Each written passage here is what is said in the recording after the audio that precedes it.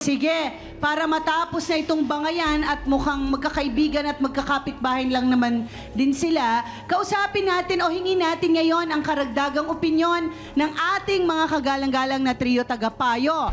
Unahin natin si Dr. Love. Ano pong masasabi ninyo sa issue natin ngayon, Dr. Love? Marami po, Mama Carla, pero iiksian ko na lamang.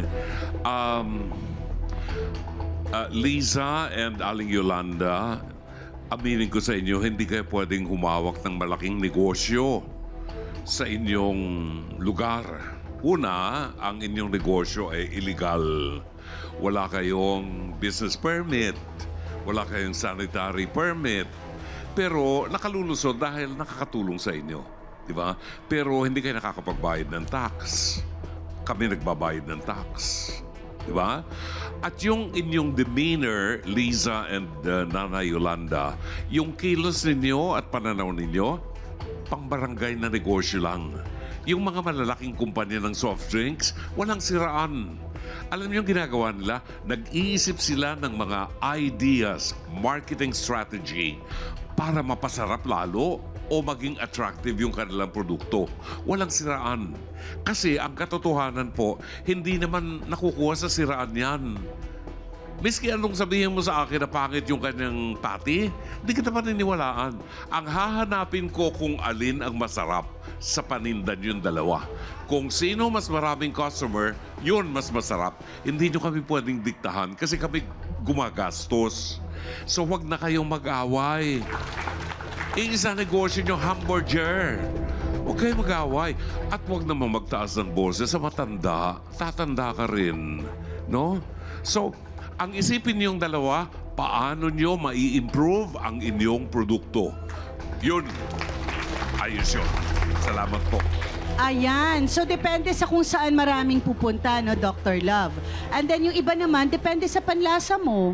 Kahit ikaw lang mag-isang customer, yun ang panlasa mo. Masarap sa'yo yun, di ba? Kaya, tama, wag na ho kayo mag-away. Dahil marami naman talagang gusto ng burger, di ba? Sana daw nagdala na lang kayo, sabi ni Dr. Love. Maraming salamat, Dr. Love! Doktora Camille! Thank you, Mama Carla.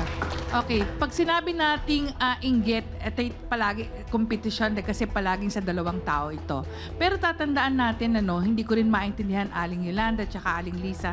Pag pumunta kayo sa palengke, di ba? Sa isang section na ganon, pare-parehas lang naman ang tinitinda. Isda, pero ba't hindi sila nag-aaway? Pare-parehas na sa isang kumisan, sa isang lugar, lahat yan, dikit-dikit, puro tindahan. Pero hindi nag-aaway. Alam nyo, ang isang tunay na talagang sabihin natin nagtitinda at negosyante, sila, pag sinabing kompetisyon, mas lalo silang gumagaling pag sinasabing may kompetisyon. Ang pangit pag walang kompetisyon kasi hindi mo alam kung talagang maganda ang serbisyo natin o masarap ang pati natin. So dapat tatandaan nyo, ang kompetisyon, it's always a friendly competition kasi dun tayo gumagaling.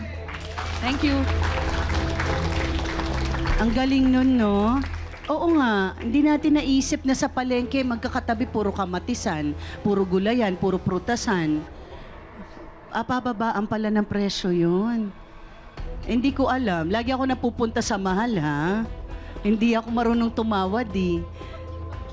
Maraming salamat, Doktora Camille. Attorney Lorna, meron kayong huling payo? Idadagdag ko lang, alam mo, maganda sa negosyo yung competition. Pero may tinatawag na fair competition at meron tinatawag na unfair competition. Yung fair competition, nag-a-attract kayo ng customers dahil sa quality ng pagkain ninyo, sa linis, sa location, at saka sa advertising, konting word of mouth or konting pamphlet, magbigay kayo ng mga pamphlet. Yun ang tinatawag na fair competition. Legal yun.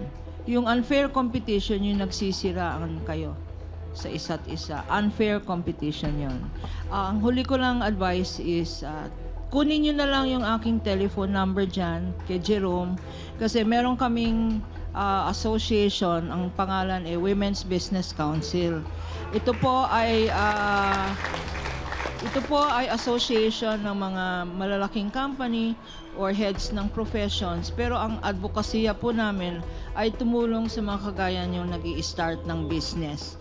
Yung access to credit, access to technology, kasi ngayon may cellphone, pwede na kayong mag-cellphone, magbenta online, ano? Maraming ganyan na pwedeng namin kayong bigyan ng advice. Jerome, bigyan mo lang yung number ko dito sa dalawa. Thank you.